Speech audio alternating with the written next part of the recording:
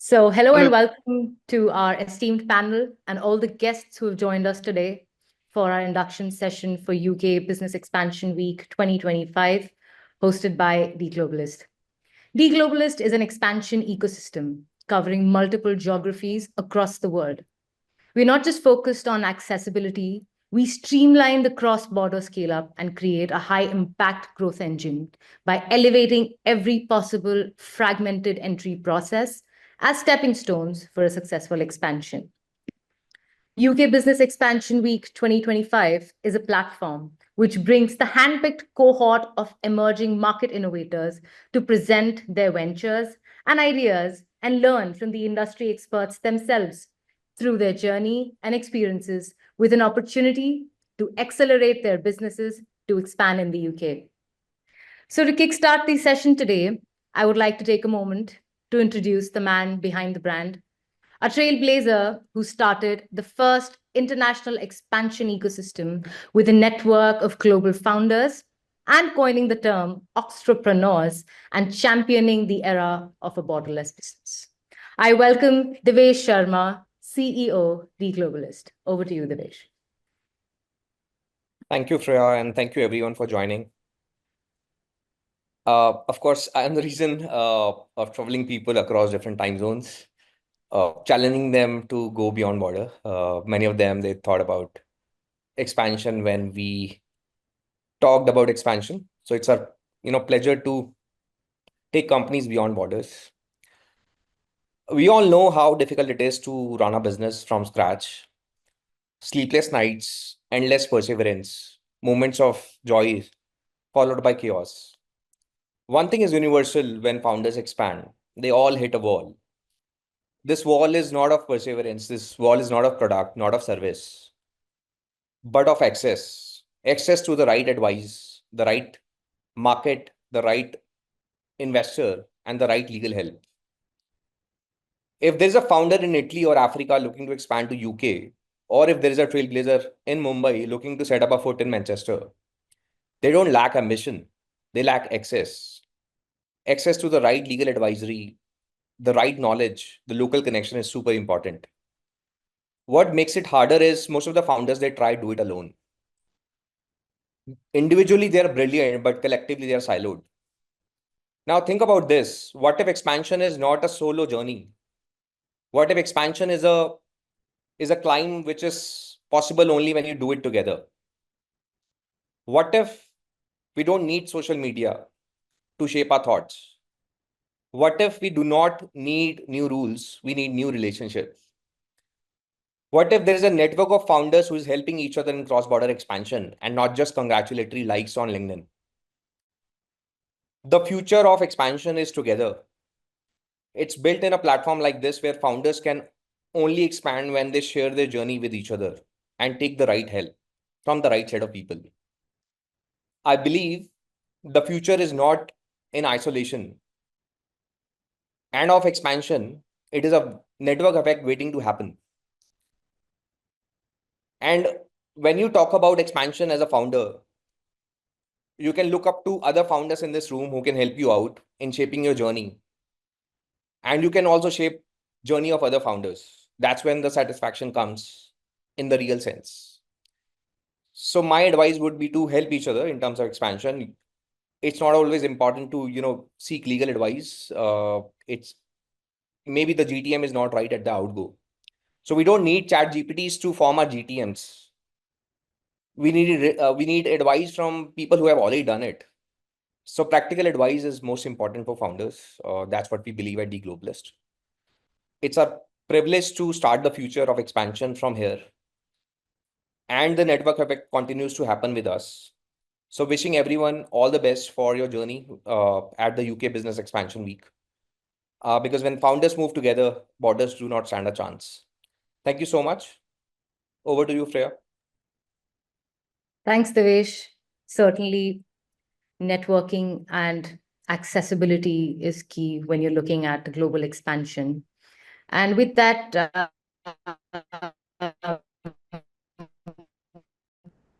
we have a question with us, and he is trying to understand where you have hosted a plethora of founders and you've created a diverse community over the years. How can a founder in this day and age really benefit from a community that you have created, especially ones who really wish to expand globally?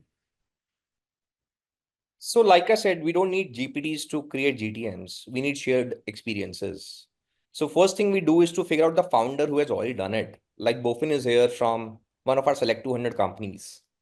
So anybody who's looking at UK expansion can just talk to him about how the experience is. There are a lot of nuances which are same, even if you're coming from a different sector.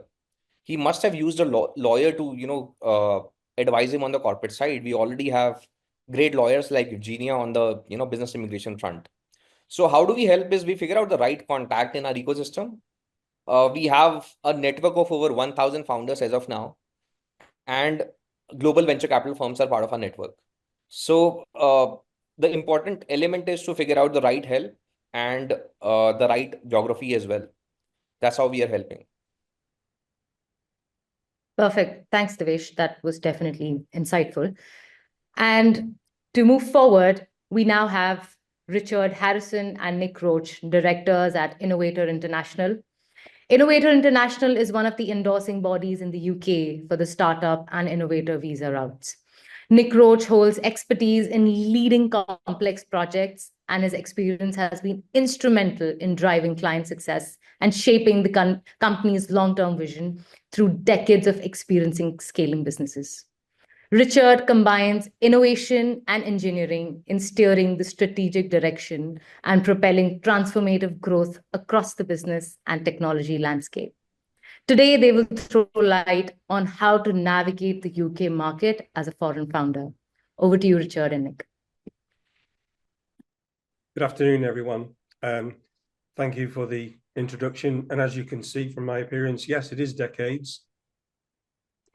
Unfortunately, too many for me, but along that goes with quite a bit of experience, particularly in around setting up, starting, and growing businesses.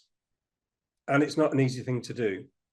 And one thing that we always say, we are always sort of in awe of our clients, because these are people who not only are setting up a brand new business, but having the courage and the bravery to do that in a new country. And that's an amazing thing to do. So all due respect to these people who are doing such a brilliant job. So I'm just going to introduce and talk around a little bit about what we are looking for as an endorsing body in the UK. And then Richard's going to take over and just discuss around some of the wider aspects of how to grow a business in the UK and internationally. So I'll kick off to start with. So the first thing we say as an endorsing body to anyone that's thinking of applying for this particular visa route is, please understand the criteria for the route. Unfortunately, sometimes we see very credible founders with a good business plan that undoubtedly could come to the UK and make a success of things, but it just does not fit the specific requirements for the criteria. So, that's the first piece of advice, is really understand that criteria. If you don't quite understand all the aspects of it and what the UK Home Office is actually looking for, then, please reach out to someone to get that support and guidance. So the main criteria for this route is centered around projects have to be innovative, they have to be viable, and they have to be scalable. We would say that differentiation is the key here, certainly in terms of the innovation aspect. When we say differentiation, we mean how and why is your product or service a better solution for customers than those that are already existing in the UK. And that's not only required to meet the criteria for the route, but also for the business to have a chance of success in the UK market, particularly where there are really always going to be lots of existing competitors. So we need to see a credible plan, and I'll come on to that very shortly. You know, around how you differentiate yourself, how you're going to grow the business, how would you fund your growth, for example. So I'll come on to that in a little while. But I guess one of the most important things that we are looking for when we receive an application is a credible founder. You know, that, and what we mean by that is people with either sector or domain expertise and a good plan that meets the criteria for the route. And I think our most successful endorsements and businesses that we've had are those where the founders have entrepreneurial or commercial track records, including those that already have traction from an existing business in a native country. But also, it's not only the credibility and experience of the founder alone, it's the team that they have around them. Be that sort of co-founders, management teams, advisors, and having that support ecosystem is crucially important, and it's a huge advantage, particularly in new country, and particularly where these founders don't have those networks already in place. And it's a very important aspect for people to recognize very early on and build upon it as quickly as they possibly can. And as you will hear throughout the week, I'm sure, local knowledge and guidance is crucial, particularly where you've got limited experience of new markets, and you're trying to establish a new venture with high levels of existing competition. So the quicker you're able to access that local knowledge, guidance and support, the quicker the business will be able to grow. So the next thing we're looking for is a good plan. And as we all know, great storytelling is a real skill. And the best business plans tell a good story. You know, how the idea came about, current market problems, your solution, how you're going to deliver your plan, and the financials. Sort of quickly moving on, because I'm conscious of time. Good research is really important. You know, whilst we see lots of great desk research, what's really important to us is primary research amongst your target customers.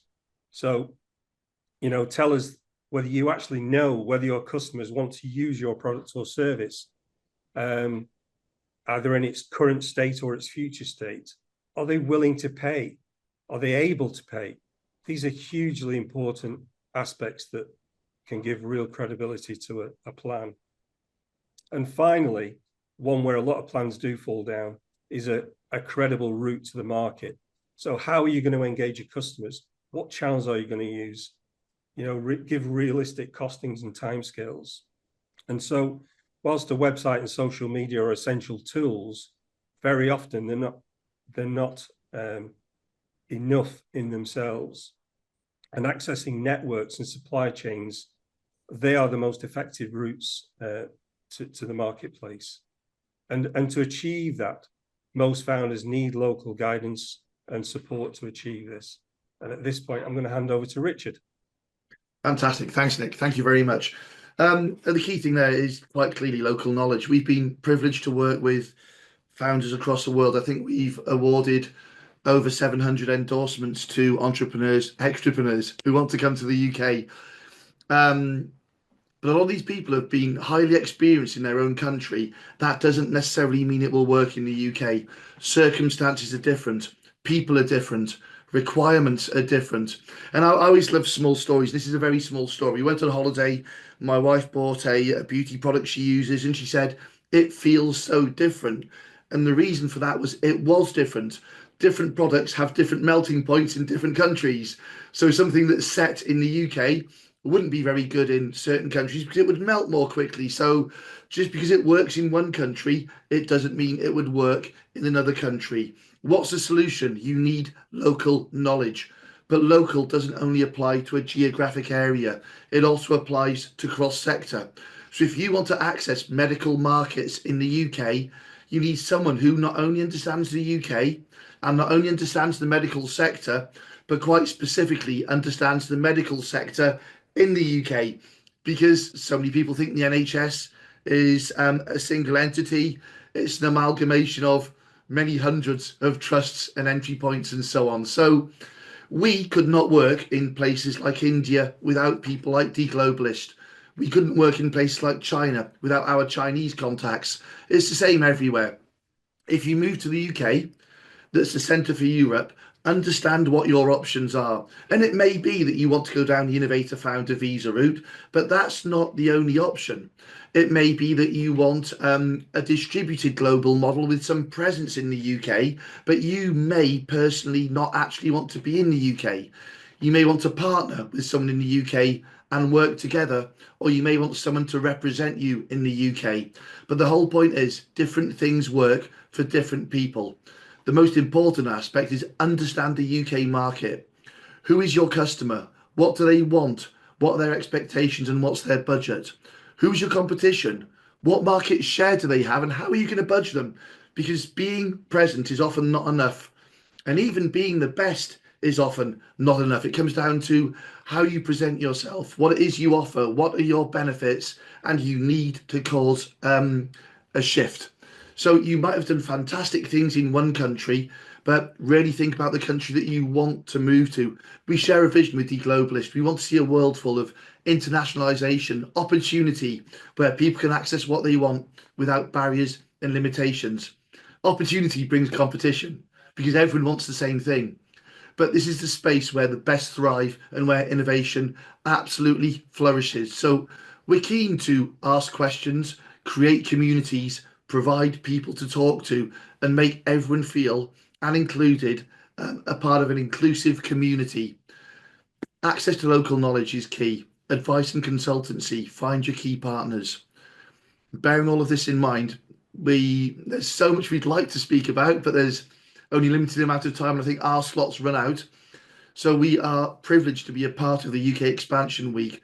We thoroughly look forward to hearing everything, the presentations from all of our esteemed colleagues today, but also, and in particular, the presentations from all of the fabulous entrepreneurs who have made it through to this stage. So thank you, Freya, thank you, Divesh, and thank you to the other speakers. We look forward to the day ahead, and hopefully we look forward to working with some of you in the future as you expand to the UK. Thanks, Nick. Thank you, Richard. Extremely insightful. When we look at Innovator visa routes, we sort of look at it on a very high level, but credibility could have so many branches that definitely made so much more sense. Thanks for that. I did have a question here. So in your experience working with foreign founders, what's the single most overlooked administrative hurdle that ends up creating the biggest drag on growth? And if you can share an unconventional workaround that you've seen turn that burden into a real competitive edge. For me, one of the biggest barriers is an expectation that a market exists. I have an excellent product, therefore I will sell. And it's not always the case, because I think there's sometimes an assumption that the competition in the UK are big players. But take, for example, the IT world, and Raheel, who is speaking later, will tell you a lot about this, I'm sure.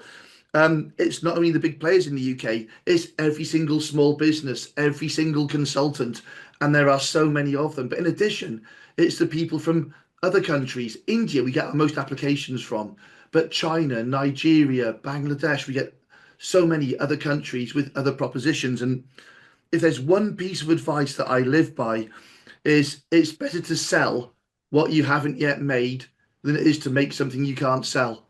So scope the market, make sure the market is clear, make sure there's people who want what it is that you offer, and don't assume if you have something amazing it will sell, because history is littered with examples where the best product didn't win. Perfect. Thanks, Richard. Thanks for that. Just a point of information to all our attending founders, please feel free to use the Q&A session. You can add in your questions and we'll take them up. Next on the panel, we have Bofin Babu, co-founder of CloudSEK and a cybersecurity and AI innovator. In early 2024, he moved to London to expand CloudSEK's business into Europe, establishing the UK entity. Would love to hear straight from the horse's mouth about his story successfully expanding to the UK. Over to Bofin. Thank you. Thank you. So, I mean, I have a lot to talk about. It's just been a year, but feels like a lot more than that.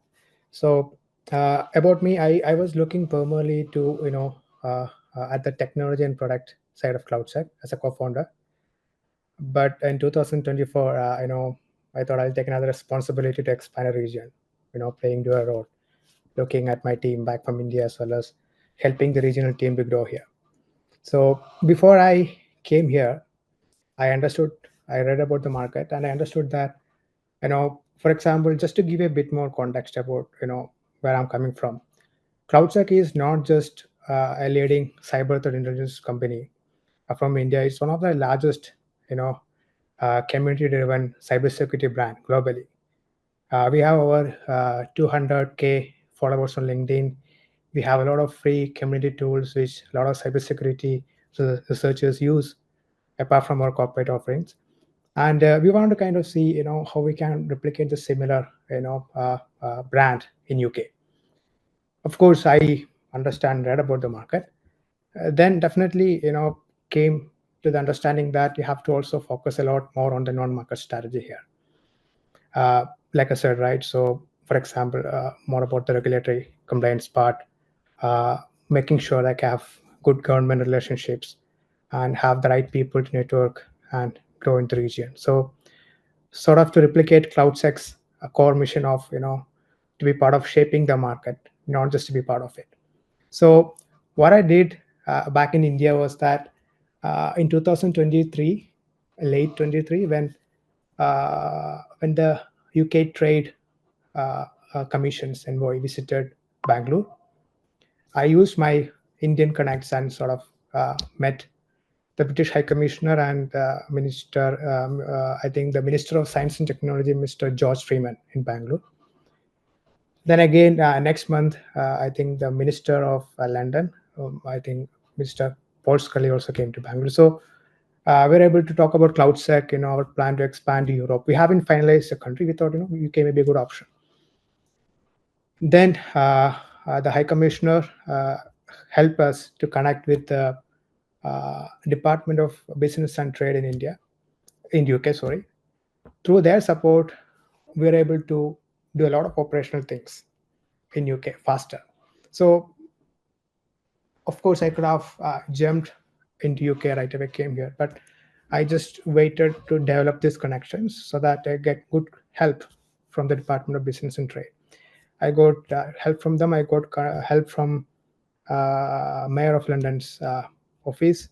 So with this help, with the agencies helping us to find the, let's say, the right place, the right communities, giving tools. So I was able to kind of, fix a location.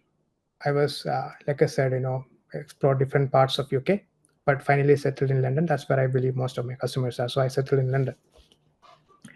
Then still, even with all the connects, one of the struggle I faced was to set up a bank account. I mean, of course, I had my company registered. I had, good accountant joined. But for some reason, because we are a Singapore registered company, banks are not giving us an account faster. So we took a few months to get that sorted. From that point onwards, like I said, I started to, focus on the core mission. Like I said, my mission is not just to, get some numbers and exit the region. I wanted to have a long standing in the region, help the region grow, with my company. So, like I said, part of my plan was use, and provide help to the local government agencies and, with respect to training or, cybersecurity awareness, education, etc. So, eventually, I became part of 2 advisory roles for UK government. One is through Cyber London, government's official cyber cluster for London area, where I'm an advisory board member. And I also part of the Cyber Local Program Committee by Department of Science, Innovation and Technology. Then, with these two roles, again, of course, I'm planning to, increase the, government advocacy as well as, regional food standing. So that's my, journey so far. With respect to numbers, of course, we made slow progress in the first 2 quarters, but eventually, as I hired local people, local team, we also use some of our global partners who work with us from India and use their business units and regional offices in London to attract and reach more customers. So through that angle only, we got some prestigious logos in Britain. Again, it's a slow process. It's just been a year. We still have to grow a lot more. But so far, I feel like growing a region seems to be a little more difficult than building the company from start. Because when you build a company from start, your probabilities, your numbers, what you have a very slim chance, but you want to give it your best chance, right? But when you grow a region, you may have the advantage of having capital, but still the expectations are really high from your investors, from your all the good wishers, but they don't really understand the reality because you have to unlearn a lot of things you learned in your home country and have that mindset to learn new things to make it success in a new region. And none of the learnings are not really, like I said, transferable.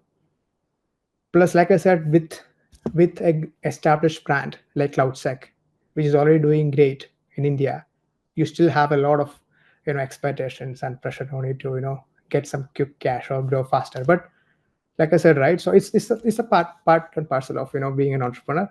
But like I said, I'm really enjoying this journey, and it's sort of in the middle of it.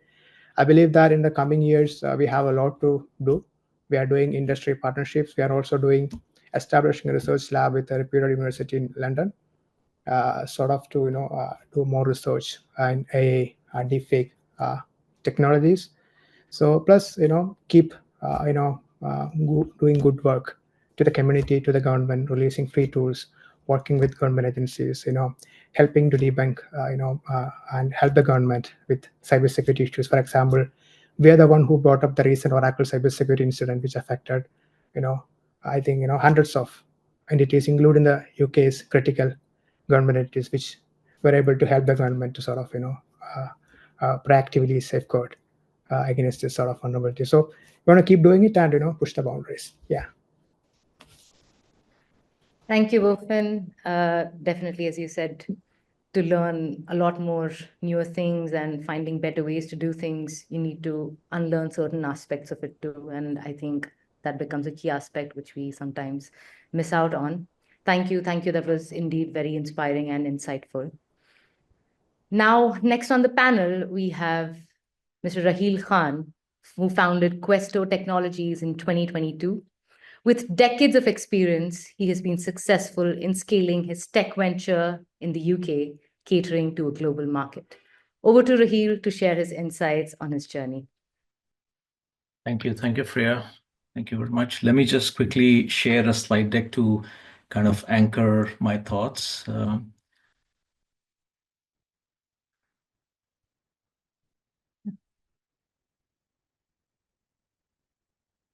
Please let me know when you're able to see my screen.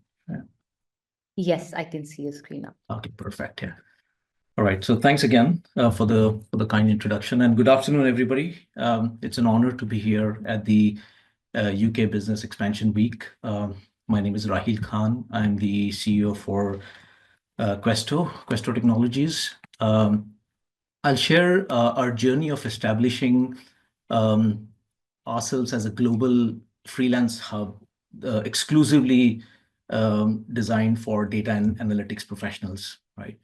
So I know we've pressed on time. I've got a brief agenda. I know there are a lot of points on there, but I'll try to cover it within the next few minutes. So we will explore our journey, our vision, our milestones that we've achieved, the challenges that we overcame, and our pathway through the classic Innovator visa and the ILR process Also, we'll touch on some key cultural adaptations and what the roadmap looks like for the future global growth.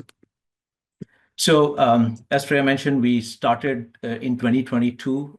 We set up our company in the UK with a simple but an ambitious idea, and that was to transform how businesses connect with data and analytics professionals, right? Like most of the entrepreneurs and innovators, we started with a vision and a problem we couldn't ignore. And in our case, it was the inefficiencies in the freelance ecosystem. There are lots of freelance platforms available, but the traditional ones, they fail to effectively match the business with the right talent due to the outdated keyword-based search systems. And this is the opportunity that we solve, right? Because of those inefficiencies, there are workflow challenges. They don't even have skills validation tools, and so on and so forth. So the outcome is misaligned hiring and a lot of wasted time. And this is the opportunity we saw where we can help both the freelancers and the employers. So our mission really became very clear that we will use AI to create a platform that streamlines the whole recruitment process. It unlocks the talent potential, and it delivers measurable impacts to the stakeholders. Today, we're very proud to call UK as our home base, serving clients across the globe. Right now, what did our journey look like? Right, I would say, and I think we all subscribe to that, innovation begins with observation and extensive market research, right? And we conducted the same. We conducted extensive, I would say, market research. We interviewed a lot of freelancers, customers. We listened carefully to the pain points of the freelancers and businesses. And then we found gaps in the existing products and platforms that were available. And that insight actually drove us to create AI tools like SkillSync for precise talent matching, VerySkill for robust skills validation. And these weren't just buzzwords. They were actually game changers. They were solutions powered by AI that provided contextual matching versus keyword matching. We provided dynamic test generations, which didn't exist in some of the current platforms. So there were these innovations that we put into our platform that became the game changer. And the another point I wanted to mention was, besides the innovation, what made the difference was the support from, in our case, Innovator International, our endorsement body. Their advices, and I would like to call our mentor, Alison. Her guidance was phenomenal. During the review processes, I mean, she had all the hard questions for us, but she helped us focus our energy. And as an entrepreneur, you could be everywhere. You in excitement, in order to do more, you will be all over the place. So she basically made sure that our energies are all focused in the right direction. That actually provided, I would say, clarity at every pivotal decisions that we took. And so in terms of takeaway, I would like to share with other entrepreneurs or innovators that surround yourself with mentors who can challenge you and inspire you. At the end, they'll help you turn good ideas into good realities. So that's the kind of journey that we had. Now, every great idea faces its share of challenges. We also had our, ups and downs, smiles and tears and scars on the body. But especially, us entering the UK market wasn't just about having the right product or the right platform. It was about understanding the cultural differences, proving our value, standing out in a very highly competitive space. So it's a reminder that success in in new markets, it requires much more than a good product. It really needs you to do your research. And as Bofin mentioned, we also had our share of extensive market research, understanding the culture of where we're going to call a home. And so we did all that, and finally, I mean, we had a product that really represented what we wanted to position in the market. Also, early on, I would say, like any startups, our financial constraints force us to make some tough choices. So in our case, we chose to strategically outsource the non-core functions. Not have everything in-house, but then we had a split of how much we can take on ourselves and how much we can outsource. So we had that balance, right? That allowed us to focus our resources on really driving innovation that was needed, and then building the core capabilities within the platform, right? One of the most demanding hurdles that we came across was navigating through the regulatory compliances, right? Especially, we wanted to, go the IP route. We wanted to patent our innovation. Filing patents for SkillSync and Veriskill took longer than expected, really testing our patience and resilience. But those are the things that we need to factor into our business plan. Everything is not as per the plan. I mean, the plan in an Excel spreadsheet looks amazing, but the reality can be very, very different. So those were the challenges. Obviously, these are inevitable, but I would say they're all opportunities for us to learn, to adapt, to grow. And as we look back, I think each challenge, they became a stepping stone for us that propelled us closer to the vision that we had, right?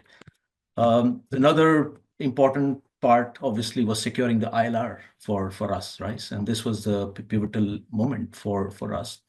And it wasn't just about meeting the success criteria. It was about proving our vision to our endorsement body, Innovator International, right? So we aligned our business plan with the clear, measurable outcomes. We showcase our innovations, SkillSync, Veriskill, that address the genuine market. So we made sure that that was articulated well.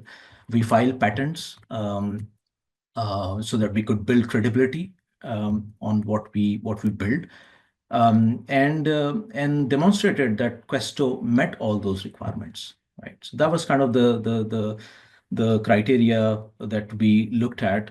And in terms of the two criteria that we have to pick for settlement, we picked up the 50,000 investment, both the directors. So it was a joint. Me and my brother, we were two co-founders of Questo, and we each of one had to show that we invested 50,000 into the business. We demonstrated that we had actively spent the investment to further the approved business plan. We also, both of us, had to show evidence that we conducted significant research and development activities and have applied for IP. In our case, we even filed for patent. So yeah, these were kind of the criteria that we met for ILR.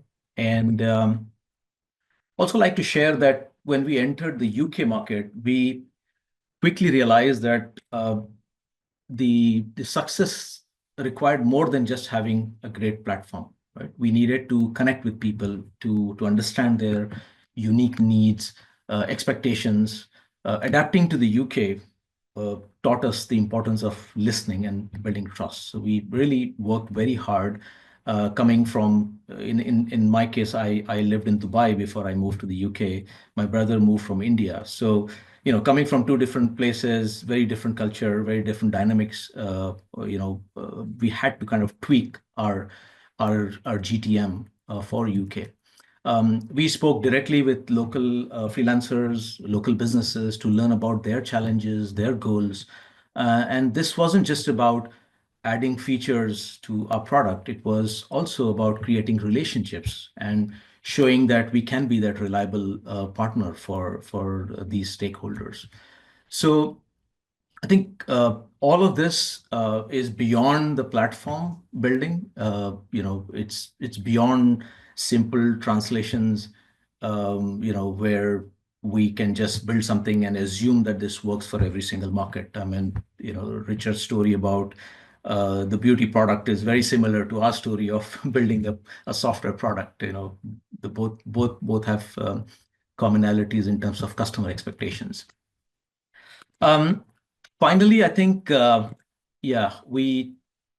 we look ahead, our goal is to scale Questo globally while staying true to our mission. So we are looking at investing in our business high growth regions like US and Middle East that offers exciting opportunities. And we are preparing some localized offerings to meet some of the unique needs in those markets. This year, we aim to hit £1 million mark in revenues. Last year, we did about 775, which was very well accepted. We are going to offer some premium services that we have created for this year. So we are all continuously innovating as entrepreneurs. And I would say what we have learned this far, the most important thing is that success isn't just about innovation. It's about perseverance, adaptability, and the community that you become part of. So really looking forward to building on the traction that we had so far. That's it. That's my story. Thank you for inviting me to share my story. Very happy to provide more information, discuss this in detail. And for people who want to reach me, this is my email address. Happy to connect. Thank you. Thank you for your time. Thank you, Raheel. Very insightful and comprehensive. I'm sure the founders would be interested in your journey and would want to connect with you personally. As you were mentioning about your GDM strategy, I wanted to ask you what core principle really guided your GDM strategy when you were moving to the UK, and how did it impact your strategic roadmap overall? Perfect. So, Freya, I've got a lot of tech background. I've been in this business for 20 plus years.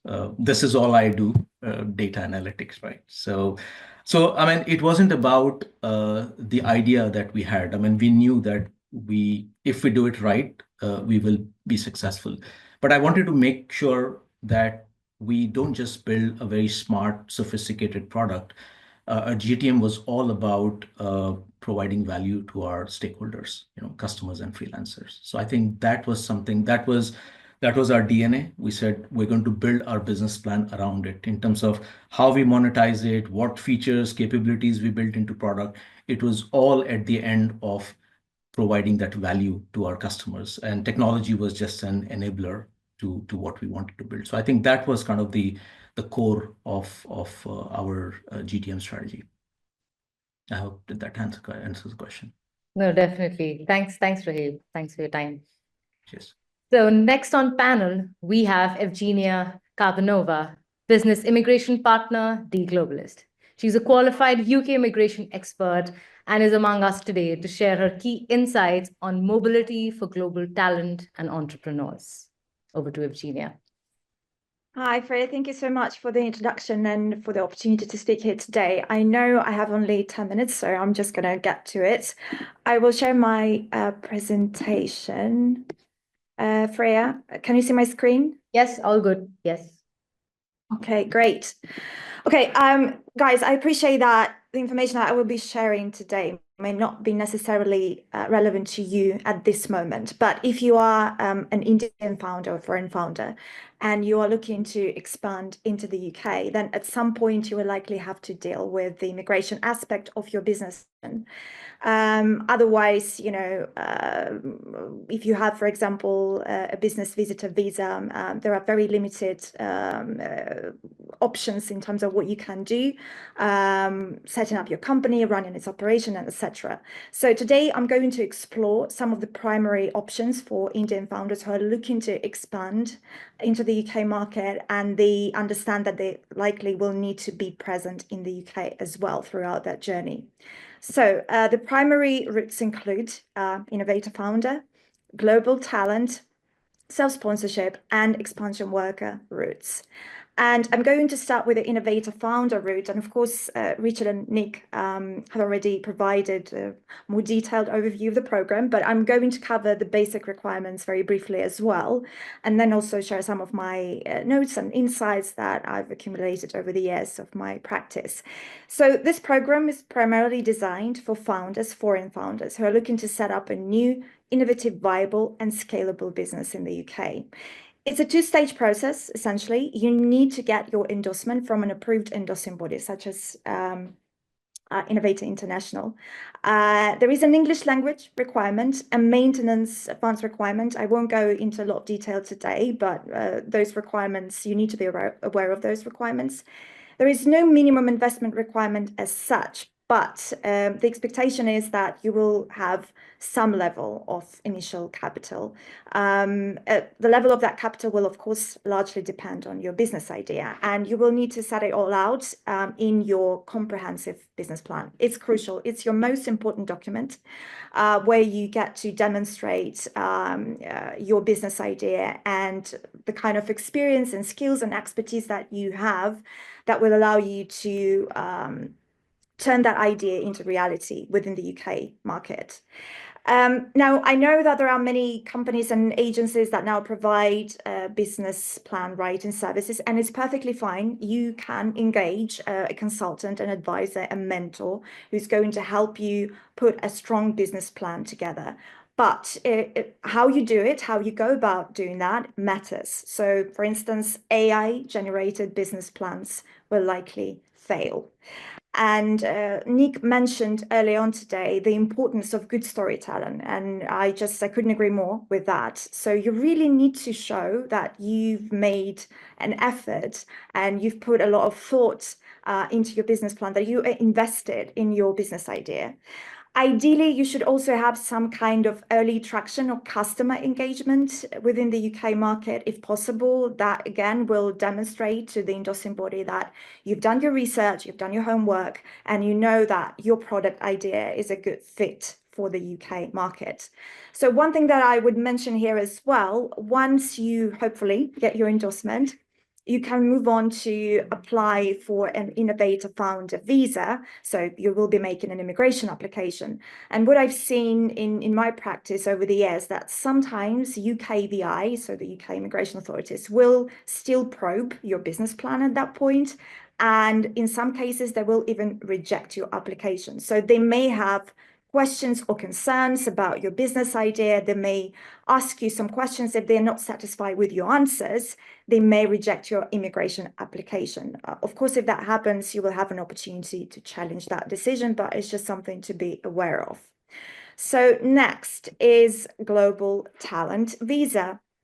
And it's really the most flexible and I would say attractive mobility option within the UK immigration system, because it's not really tied to anything. It's not tied to a business idea or a job offer, sponsorship, nothing like that. It's really based on your talent. It's designed for individuals recognized as leaders or potential leaders in digital technology. There are certain qualifying criteria. We won't go into a lot of detail today, but in most cases, you would need to provide evidence of media recognition, either for yourself or for your company, for your product, significant achievements, track record of innovation, such as patents or intellectual property rights. That's going to carry a lot of weight with the endorsing body. Also, you will need letters of recommendation, at least 3 from industry experts, and some financial evidence as well, ideally relating to the company's financial performance or perhaps your compensation package. So for now, applications are being processed by TechNation. That's the designated endorsing bodies for global talent in digital technology. But we have it on good authority that at some point this year, we'll have a brand new endorsing body. We don't know yet how it's going to affect the application process, if at all. But what we do know for sure that the global talent visa will continue to exist within the UK mobility landscape.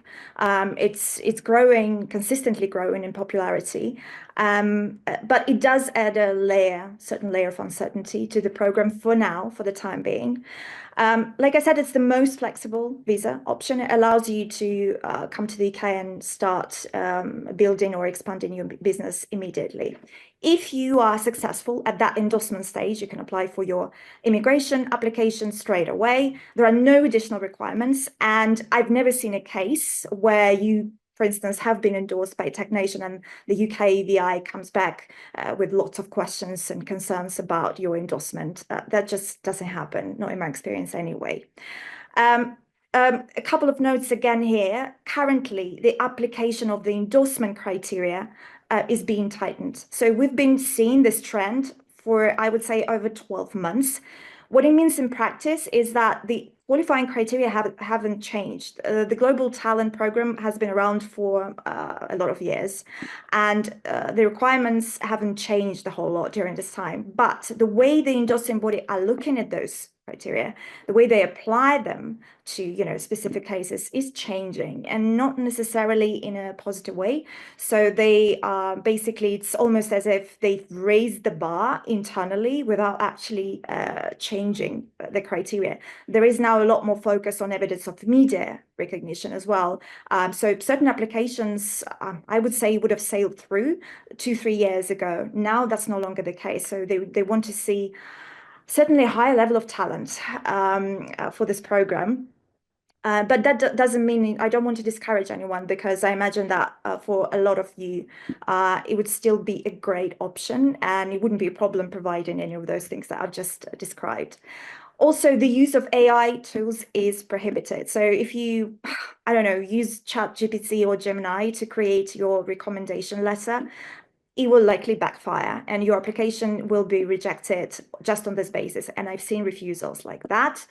And also the important thing here to be mindful of, any evidence of deception will be reported to UK VI, and it will become part of your immigration record. So for instance, if you provide a letter confirming that you spoke at a conference, but you actually never did, you never spoke at that conference, and it comes to light, the consequences will be significant. So I would advise against doing that for sure.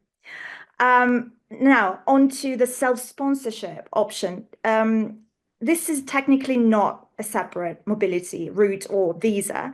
It's a strategy using the skilled worker route, and it involves setting up a UK company, getting a sponsor license for that company, and then having the company sponsor the founder or maybe a senior employee that you want to send over to the UK to open up a branch and then oversee its operations. So it's also essentially a two-stage process. You need to first get a sponsor license for your company. You will need to first set up a genuine UK company. You will likely need to get a bank account, ideally with a high street bank, not a digital business bank account. Also, some evidence of UK footprint, again, evidence of early traction, customer engagement, maybe business partnerships, just to demonstrate to the UK VI that you are fully committed to growing this business in the UK. Again, you've done the groundwork, you know that it's a good fit for the UK market, and you have what it takes to build that business within the UK. It's very, very important to do that. In most cases, you will also need to prepare a business plan explaining all of that. There is no endorsing body here, so the application will be processed by the UK VI. But again, you won't find this in the immigration rules, but there is an expectation that you will have some level of funds, initial capital, to run the business, to get your business off the ground, and then to pay yourself a salary as a holder of a skilled worker visa. So the most important thing that I'm noticing now is that the UK VI want to see that the business really has the potential for growth and job creation in the UK. Okay, and now the very last option on my list, it's the expansion worker route.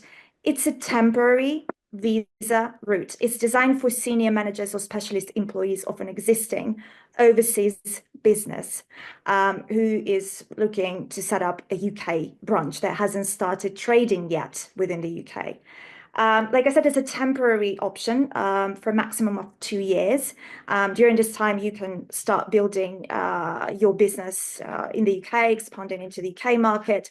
But at the end of the 2-year period, you will need to switch to the alternative visa route if you still want to remain in the UK and continue doing what you've been doing for the last 2 years. But that's option. You can explore those options after those 2 years, and you wouldn't have to leave the UK to switch to another route, which is great. There is also a salary requirement, of course, here. It would also involve obtaining a sponsor license for the company. It's just a different type of a sponsor license. Yes, and you can move to the UK yourself as an expansion worker, visa holder, or maybe you can send one of your employees over to the UK to do that. So you have those options. There are some other options that I haven't included in my presentation today. And if you have any questions about this, please feel free to reach out and we can take this discussion offline and yes, and basically explore the UK mobility landscape in more depth. But those are the primary routes that I really wanted to focus on today. I hope that was helpful. Thank you very much for your time and for the invitation. Thank you, Evgenia. I think you've covered everything, and I can see a question by Ankur for you. And it says, while exploring expansion to the UK, most consumer-based startups look at the Europe market in general. So does the UK Innovation Forum partners enable that support or access to the Europe market when making an entry to the UK market? Yes, absolutely. I mean, the UK could be a great entry point for those who are looking to maybe not necessarily base their business within the UK, but they want to enter, the European markets outside of the UK. Absolutely. And you will find a lot of resources and valuable information within the UK. And in fact, a lot of businesses end up doing that anyway. So maybe they start their expansion in the UK first, and then they sort of branch out into the European markets. Perfect. Thanks, Evgenia. Thank you for being so comprehensive about all the different routes. I'm sure our founders are taking notes. I did my best. Thank you. Thanks. Right. So over to the next on the panel, we have Marcus Wang, partner, Coda Global Ventures. Marcus brings expertise in cross-border expansion, market entry, and operational scaling. Owned over decades of founding, exiting, and scaling businesses across domains, Marcus is presenting his thoughts on smart money looking beyond the check. Over to you, Marcus. Well, thank you so much for that great introduction, Freya, and I'll try to do it justice. All money ain't good money, this I know. Now, these are the opening words to the song Things Change, from the soundtrack to the great cinematic masterpiece, Get Rich or Die Trying, starring 50 Cent. Now, the lyrics aren't just relevant to the streets. They convey a foundational truth for any company contemplating cross-border expansion, which is this: choosing the right capital partners is critical to success. It's a tremendous pleasure to be addressing you today. And as Freya said, I'm Marcus Wang, partner at Coda Global Ventures. We architect confidential cross-border market entry execution for select enterprises between Asia, Europe, and North America. One of the most important things to understand is that the difference between good money and bad money isn't just about the number of zeros on your check. It's about whether your capital partners can truly accelerate your journey in a new market, or whether they'll become anchors to drag you down. Now, when entering the UK market or expanding into any territory, you're not just taking money, you're choosing business partners who will shape your company's future. So today I want to talk a little bit about how to identify and secure truly smart money, the investment partners who will multiply your chances of successful market entry, and protecting yourself from predatory practices that can derail your journey. Not all money is created equal. Some investors are basically just tourists. They dabble in cross-border startups without understanding market and sector-specific challenges. True market experts have boots on the ground, established UK networks, and battle scars from previous market entries. So if you're looking to come to this country and to get the right investor, prioritize investors who understand sector-specific go-to-market strategies in your target market. Look for the investors who can provide crucial introductions to potential channel partners, to reference customers, and talent networks to accelerate your market validation. It's not just about valuation, it's about value. You need investors who understand the unique challenges your business will face in the UK and also have the networks to address and overcome those challenges. To echo what some of our other speakers have said today, new markets aren't just translations of your home market. They require specialized navigation. So for non-UK companies coming to Britain, you want investors who can navigate the post-Brexit regulatory landscape and help you with UK-specific compliance requirements. You need to look at business culture. The business practices here in the UK often differ from those in the US or the EU or Asia, from procurement cycles to decision-making processes. You need investors who can articulate those specific cultural differences that will impact your business model. And when you talk to them, ask them for concrete examples of how they've helped companies adapt their approach for the UK's specific business environment. So there's a 3-question litmus test I like to use that'll separate the genuinely valuable investors from those who merely claim to add value. Ask these questions during due diligence. And remember, if they give you vague answers, it's a red flag. So the first question, can you name 3 portfolio companies that you've helped enter the UK market? And what specific challenges did you solve for them? Listen to their answers. Listen for concrete details about UK-specific adaptations they've made. Press them for measurable outcomes and timeframes. And ask them how those lessons apply to your specific business model in the UK context. Question number 2, which specific UK customers or partners will you introduce me to within 30 days of closing? And how do you know them? You want to ask for named connections versus general network claims. A lot of people will tell you, my network is your network. But that might not mean a whole lot. You want to verify the strength and recency of these relationships. And ask them about their success rate with previous introductions. Anybody can send an email, but to get it to a close, to get it to something successful, to an outcome, that's special. If they can't provide meaningful UK introductions during your courtship, guaranteed they won't deliver after the investment. And the final question you want to ask them is this: what's one regulatory or operational quirk in the UK market that most foreign entrants in my sector miss? Test them for UK-specific knowledge versus a sort of surface-level ChatGPT understanding. Probe them for insights about post-Brexit changes that affect your sector specifically. And ask them how they've helped companies navigate those specific challenges. And remember, if an investor fumbles these questions, it might be a sign they're not the right partner you need for successful UK market entry or expansion. Now, beyond the answers they give you, and before accepting investment, you want to conduct your own thorough due diligence on these partners. So talk to at least 3 or 4 portfolio companies that have entered the UK market, including those that failed. Ask them specific questions about the UK-focused support that was provided to them. Also look in their portfolio for complementary portfolio companies that could become partners to help you accelerate your growth. Examine that investor's track record guiding companies through regulatory processes here, and assess their connections to the key UK industry bodies and trade associations.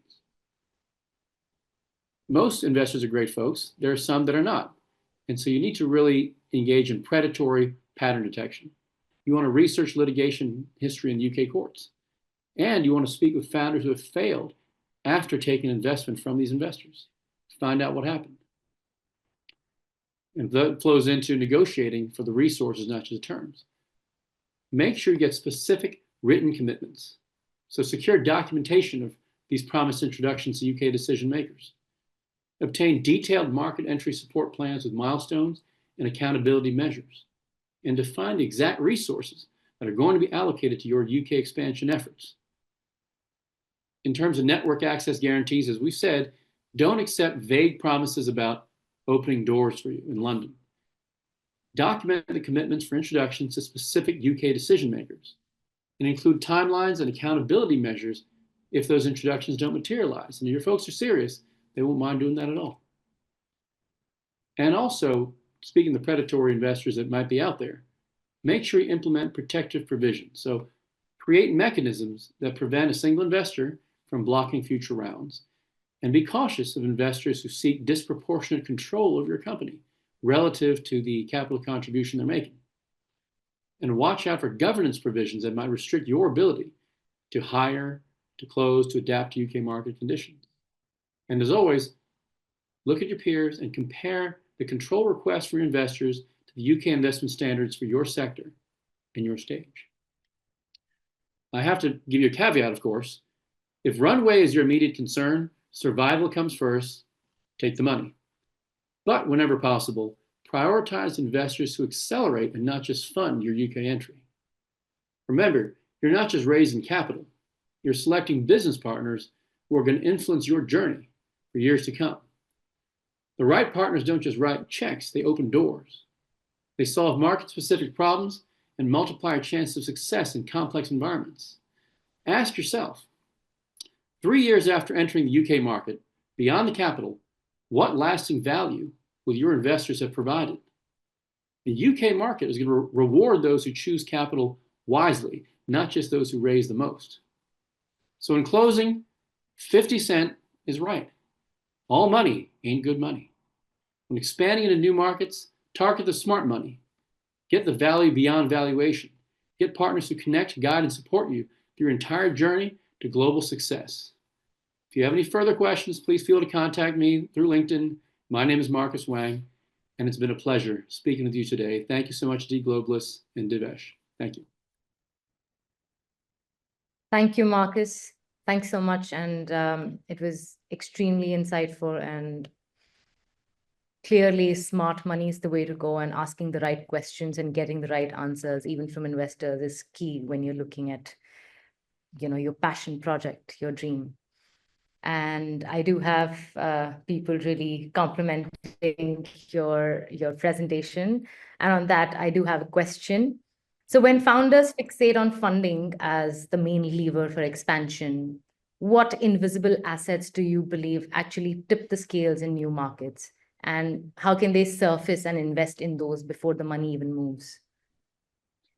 People are so focused sometimes on survival. They just look at the money, the amount of money, and they look at the number of zeros in that check, and that's what makes all the difference. So it's important to have perspective, to step back and say, okay, the money will come. Imagine I have all the money available to me. Who do I choose to partner with? It's like getting married for the sake of getting married rather than finding a compatible partner to spend the rest of your life with. And frankly, it's a lot easier to be in a marriage than it is to be with a business partner that is not right for you, an investor. So make sure those investors have your best interest, that they're aligned with you, that they're for the long haul, they have the connections and the network and the understanding that can help you take your company to the next level. Very well said. Thank you, Marcus. Thanks for your time. Next on the panel, we have Antonio Baccari, CEO and partner, Field Venture. Antonio is an investor and advisor with deep expertise in strategy and finance, owned through senior roles in consulting, corporates, and startups.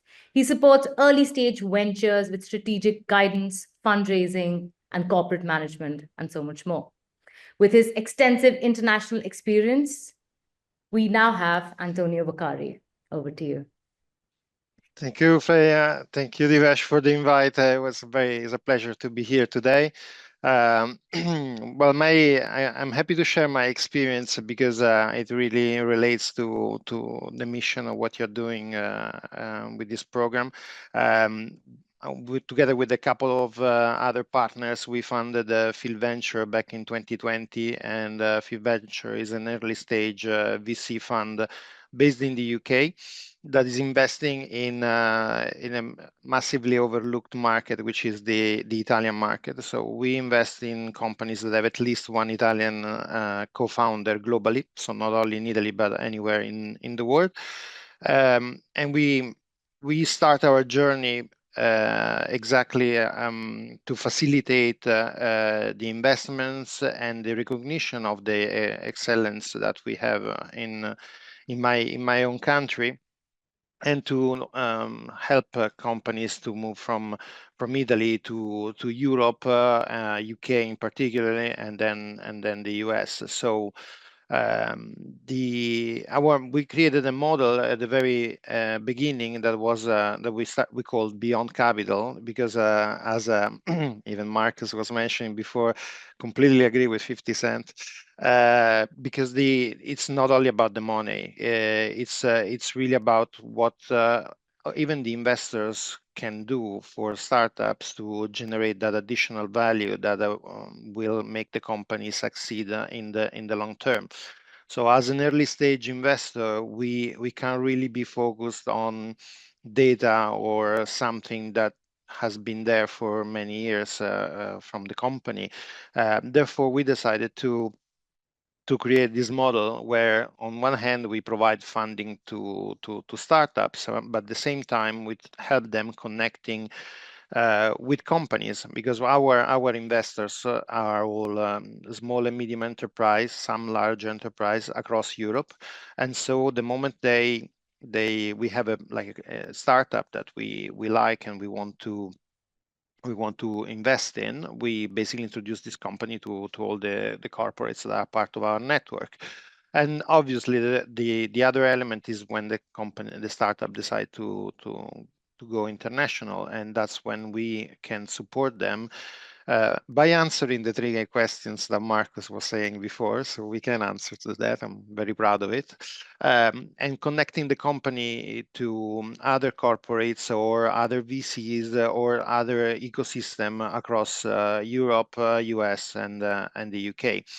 And that has proved to be very successful with our first fund, because we invested in 11 companies. We have already one unicorn and a couple of very good companies.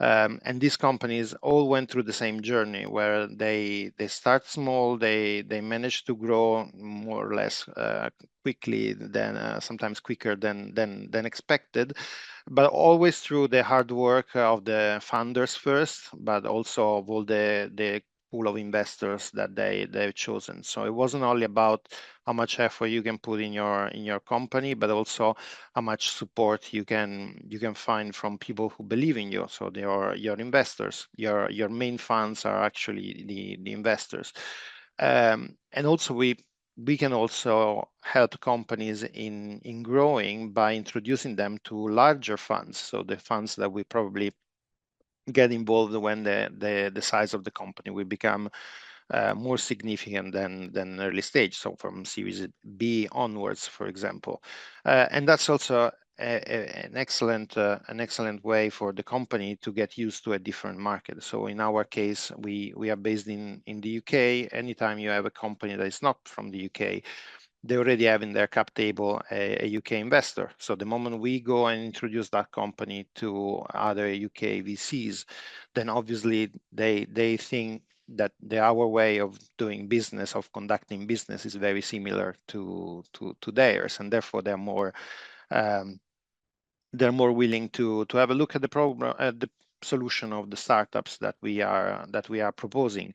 So it's really important, and we saw the value in what we have been doing since 2020 with the fund, that now we are building a second larger fund, because it's important to seek investors that obviously understand your business, obviously understand the country where you really want to go and grow, but at the same time also understand you in terms of your background, your culture, where are you coming from, and how you and can help you navigate and bridge the differences that you can find from one country to another. So in the long term, that's also a nice way to support companies and in bringing them in a different country and a different environment. In terms of the trends at the moment, we have seen that there's a significant improvement in terms of looking for the best option out there. So, it's very easy to go to the Silicon Valley looking for AI startups. But at the same time, they come out to be, they are very expensive. Most of them, they fail. And, some funds will find them in the situation, they will find themselves in the position where they won't be able to invest in many companies, because on one hand they're very expensive, on the other hand they may be failed in the past investing in other ventures, and therefore their capability to raise more funds is decreasing. So there is a tendency of investing in an overlooked market. So I can speak from my niche of Italian market, where people don't generally go and look for VC for investing in venture capital, but there is a massive level of expertise in different sectors. So it's all about, I think the role of the investor is, on one hand, to do the dirty job of going through a massive numbers of projects and try to find the best ones, but also promoting them and try to showcase them to a larger audience of investor globally, because there is a massive appetite for very good deals.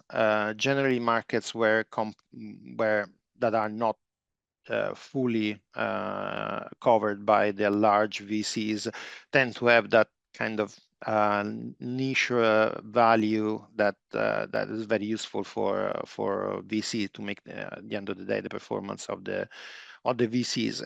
And so I strongly encourage people to keep pushing, keep trying to do the best quality product possible that will enable even your investor, first of all, to attract the interest of the first investor that will believe in you, but then also to grow and be able to be appealing also for larger investors. I'm happy to answer any of your questions. Obviously, feel free to connect on LinkedIn if you want to hear more, or if you need any advice on the UK market. Thank you, Antonio. Thanks for discussing the global trends and how we tend to overlook certain markets and trying to chase the ones that are getting pretty commonplace now. Thanks for that. There is one question here. How do you evaluate whether a founder is globally fluent, not just in terms of ambition, but in the decision-making that the cross-border expansion demands? Well, the cross-border, so it's a big challenge to move internationally with your company, because you basically need to think that you will have to go through pretty much the same problems that you've gone through when you set up your company in your own country, plus all the unknown that it's out there, so that you have to face, and most of these troubles, you are not aware of them at the time you decide to move abroad. From our end, I think what we generally do is, because we invest in early stage, it's very much a people business. So we really invest in the people and the strength of the people, the founders, how they work together, and also their capabilities of overcoming obstacles. So it's not really, there's nothing specific to one country, because wherever you go, you will find some peculiarities or some problems that you will have to face, but it's more about how you're able to solve the problems. And what we generally do, we try to get in touch with companies when they are at pre-seed stage, so maybe 12 to 18 months before they actually need our funding round. And that gives us the time to know more the team, how they interact, the kind of problems they've been through, and also their capability of planning, to understand, what's your plan for the next 18 months. And then, every 3 months we touch base with them and see whether they managed to achieve what they wanted to do, and that also tells us whether they are people that can have a reasonable amount of planning in what they do in their daily job. Perfect. Thanks, Antonio. Thanks for that. Thank you. All right. So next, it's my pleasure to introduce someone whose insights are shaping the future of private markets. I welcome Chad Zidow, partner Seine Capital, to share his thoughts on accessing liquidity driven by technology and innovation in private markets. Over to Chad. All right, thank you for the intro. So yeah, I can provide a little bit of a different perspective than some of the previous speakers here. I'm a partner at Seine Capital, which is primarily focused on providing liquidity to owners of private assets. So we are a secondaries fund. We are based in Paris and in London, but we invest globally. And we do a mix of buying LP stakes in existing funds and buying common equity in companies. However, we tend to avoid investing in very early stage companies, and we prefer to come in at the stage once the company is slightly more mature. We like to look for companies that have a near-term path to profitability, also companies that have the ability to exit to a strategic or potentially to a financial sponsor. So we're both in the business of providing liquidity, but also in the business of forecasting future liquidity events, both at the company level and at the fund level. And so I can speak a little bit more about our specific strategy. We're also very focused on integrating the most recent technology to make our process as efficient as possible. So as many of you, I'm sure, know, a large challenge with investing in startups is really around gathering as much information as possible, processing documents as efficiently as possible. So I can speak a little bit to some of the technology, the AI tools that we're integrating into our process in order to be competitive on the secondary market. So yeah, I can just kind of give a quick overview about the firm. Maybe it will kind of help to frame the conversation. So this is kind of our deck, and I believe you can see my screen now. So yeah, from a high level, this is what we do. We're investing in what we call the small cap secondary space. So for us, this means we're typically investing in smaller funds as well as smaller LP stakes within those funds. And so we also invest mostly in developed markets across US, Europe, but we will opportunistically look at emerging markets. And then within the world of private capital, there's quite a lot of underlying strategies. We try to address all of the primary underlying strategies. So we look at quite a lot of buyout related deals, as well as growth equity or late stage venture capital. And then there's a number of other strategies that have liquidity issues, including fund of funds, private credit, infrastructure. And then another way to think about the secondary market is in terms of what is driving the demand. So we mostly look at LP-led transactions where LPs are really seeking liquidity in deals. However, I think it's important both for startup founders as well as investors to really be thinking about GP-led transactions, because this is really a very high-growing space within the private equity ecosystem and venture ecosystem. And this is really driven by continuation vehicles. So what you're seeing now is a lot of funds are holding on to assets longer, and this obviously can cause liquidity issues for the underlying LPs. So this is why a lot of fund managers will bring in a secondary fund like Seine Capital to provide a liquidity option to investors in the process of creating a continuation vehicle to hold on to some of their best assets for longer. And then The last category here is direct secondaries. This is what I mentioned earlier, actually buying interest in specific companies. For us, that means buying a minority position in the common equity, most likely, as we're more passive style investors. So obviously within the PE world and the VC world, you'll see very different approaches. But for us, this is kind of how we target the entire ecosystem. So I think, it may be helpful just to take a step back and look at the private equity and venture capital universe more broadly. What's happening across the board is that a lot of distributions have been slowing in the past few years, and this is partly driven by higher interest rates.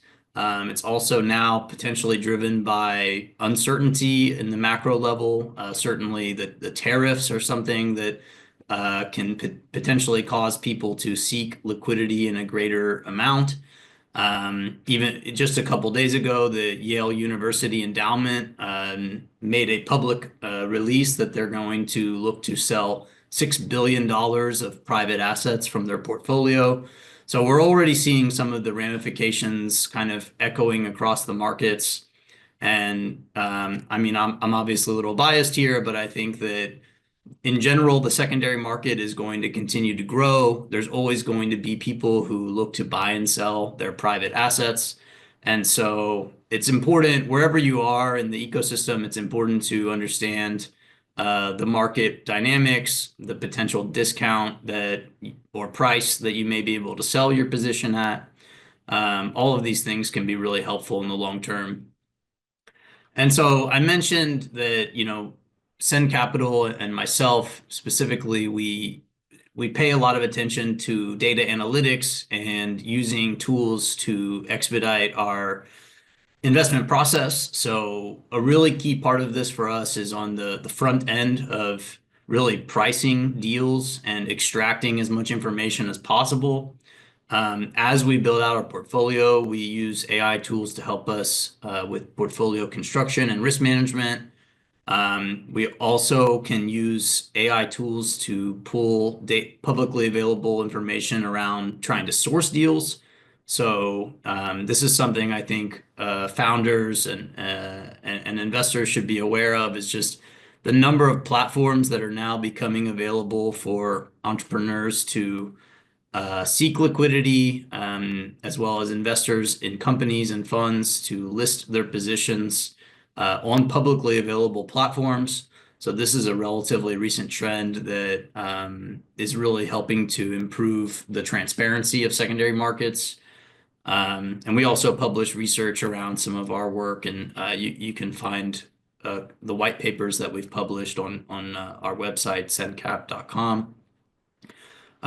These slides just give a bit of an idea of how our pricing models work, where a lot of the time savings really comes from data extraction and synthesis, taking information from the information available from fund managers and from executives, and putting that into a pre-populated Excel model can save our team a ton of time.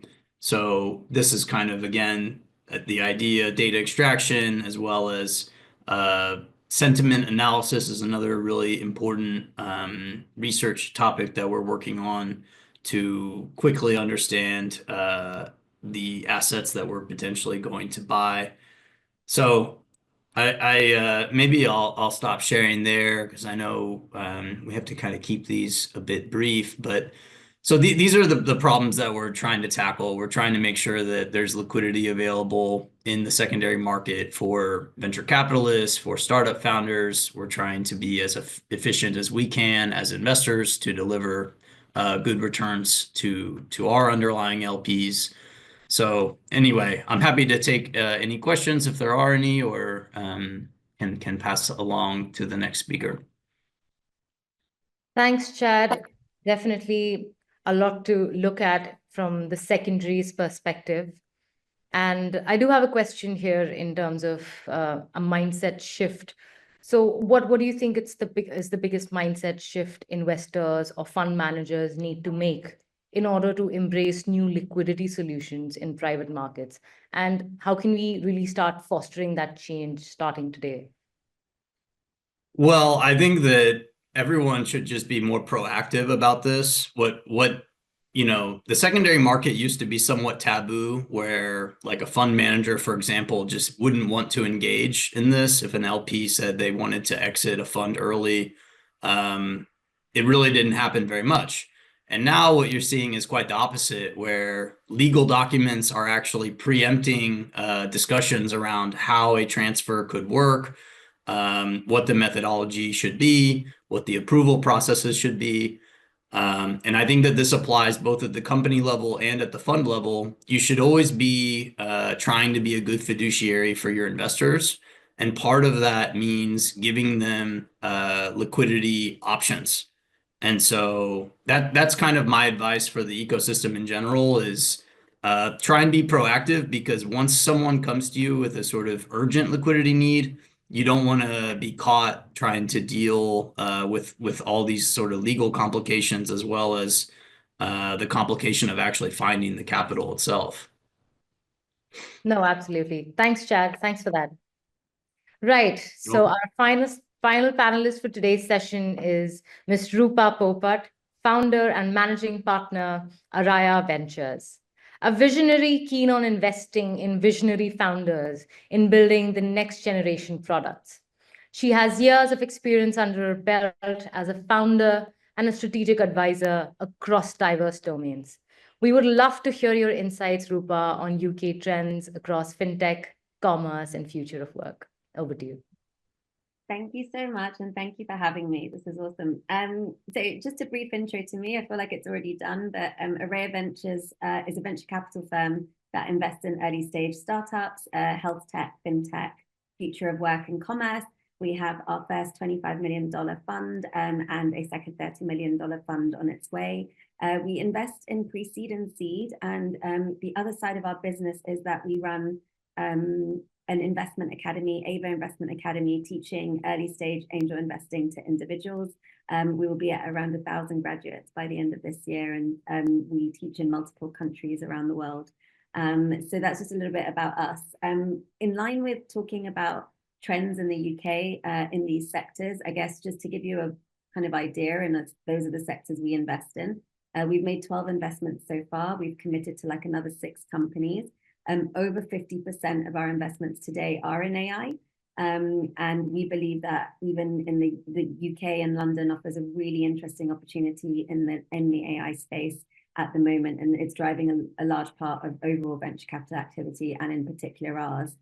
We have a very specific AI thesis where we invest. So before I talk about some of the trends that we're seeing, I think it'd be worth just talking a little bit about where we invest within these sectors. So we believe that technology is no longer the moat in the same way it has been historically. And today the moat is about customer interaction with the product, user collaboration, network effects within the product, and then also distribution of that product.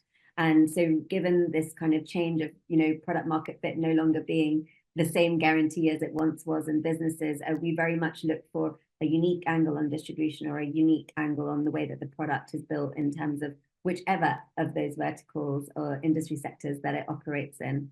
We also believe that the economics of AI are changing so dramatically, and that where we invest at this application and like infrastructure layer is really, really interesting and offers like a really good opportunity. We also believe that like where we see the most opportunity at the moment is where AI is supercharging humans rather than where AI is replacing, and kind of all of the sorts of things that we see a lot of in the media, and the media loves to write about.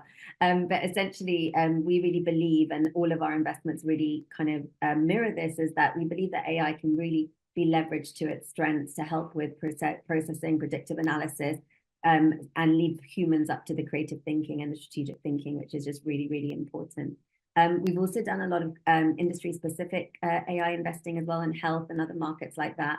And we also believe that there's really unique opportunities to go up against legacy businesses right now. So we see a lot of companies in the UK where just by nature of how they're built, the architecture they're built on, the approach that they're taking, they can go up against quite large incumbent competitors. and win market share as well. So we think that that's a really, really exciting space to do. But we're backing extremely brilliant like commercial, distribution, product teams as they build in this space.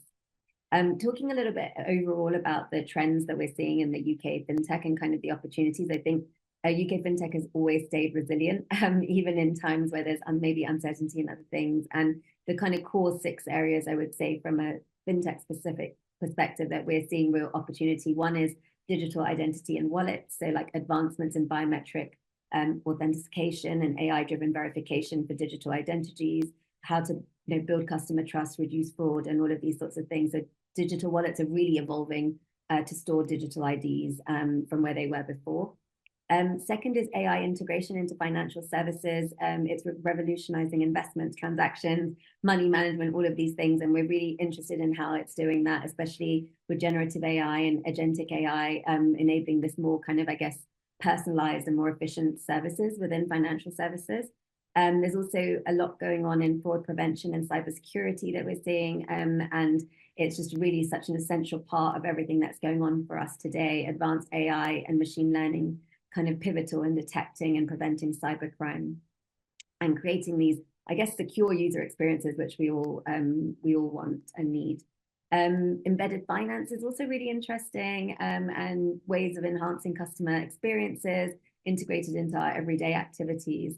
We've also seen an increase in, and we've actually backed a couple of companies in this space, but in where financial services are delivering value to underserved communities. So communities that may not have been even thought of for investment solutions before, or communities that arrive here and don't have a credit score to like start their first rental payments from, and how do they get to build that before they arrive and things like that. So there's a lot of themes around that. And also financial wellness is another really big one for us. So we've backed a company in the auto-enroll savings payroll space, which is really interesting, given that 1 in 3 people in the UK don't even have £1,000 in their savings pots.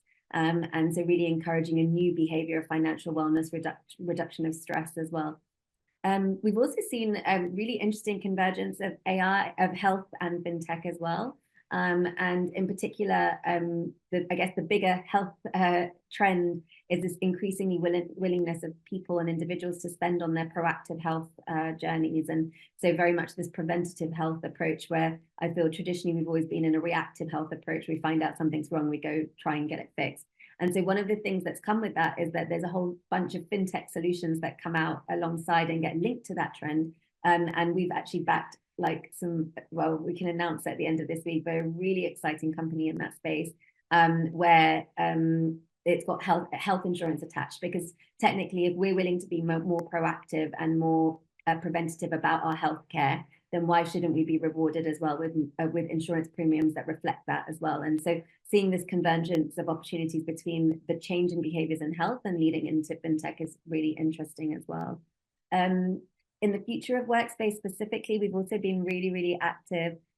Really, again, I really, really believe that the AI agentic networks, generative AI, RPA, all of these things that are being embedded into products are changing the way we work forever. And I think there's really unique things that we look for in the teams that we believe will win in this category. But essentially, we've backed everything from, enterprise grade AI agents that synchronize your whole workflows, all the way to automating your 20% that you should no longer be doing, but doing it in a safe way. Because ultimately today, if you don't, as an employer, give your employees access to ChatGPT/real AI as well, like beyond application, beyond just the foundational models, the likelihood is they are using ChatGPT to do their work, and you've got like data access and data leakage at that point. And so we believe that there's this way of providing like secure framework and a way for companies to provide AI in a safe, but also in a clever way where you automate a workflow, it becomes available to everyone within the firm so that you can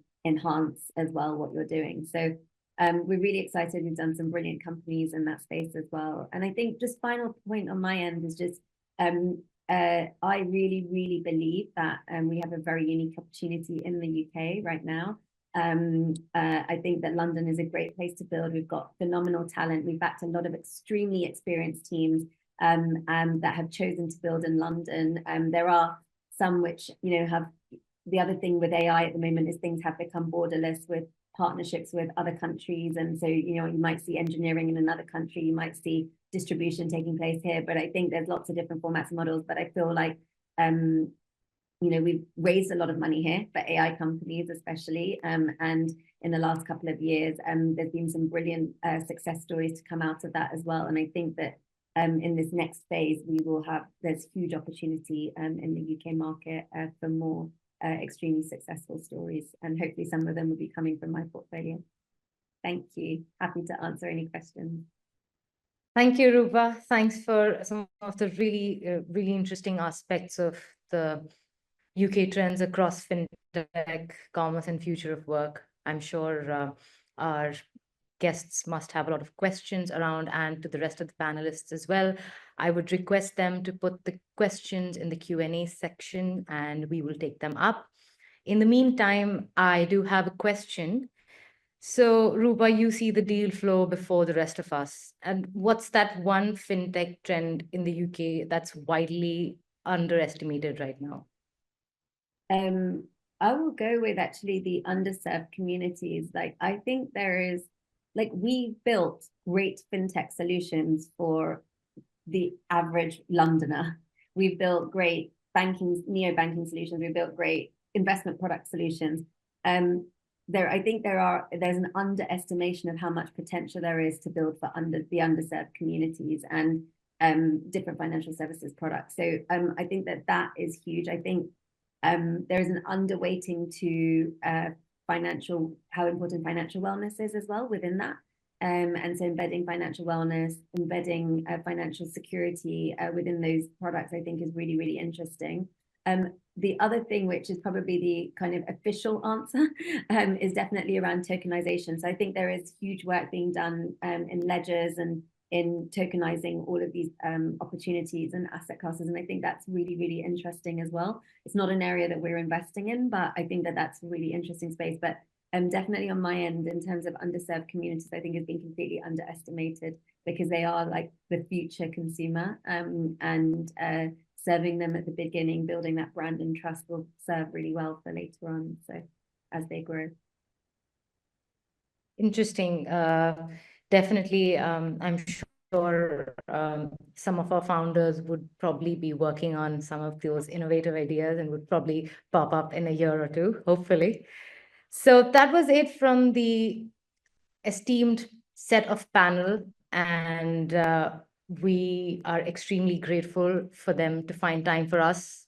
And to all the guests, thank you so much for joining. It has indeed been very engaging and interactive. Now we're looking forward the select 20 companies who have to come up and present and pitch their ideas and hopefully have an opportunity to expand to the UK. So we're really looking forward to that. And yes, you can have access to the recording for today's session if you would require so. Thanks for joining and have a good afternoon and have a good evening wherever you are. Thank you.